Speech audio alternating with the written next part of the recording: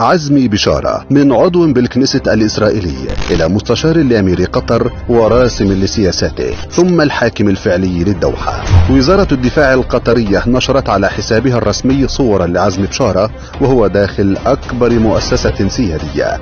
البعض رأى أن المخطط بدأ قديما حين تواصل الحمدين مع عزمي بشارة في إسرائيل فرتب لهما خطة الانقلاب ثم جاء إلى الدوحة ليديرها بالكامل. فيما تحدث البعض عن مخطط عزمي بشارة لإخراج المواطنين الأصليين من المؤسسات العسكرية واستبدالهم بجنسيات أخرى ليسهل عليه التحكم بالجيش والسيطرة عليه. أصوات أخرى انتقدت متاجرة الجزيرة بالقضية الفلسطينية ومزايداتها في موضوع التطبيع، بينما حاكمها الفعلي إسرائيلي أقسم على الوفاء للاحتلال.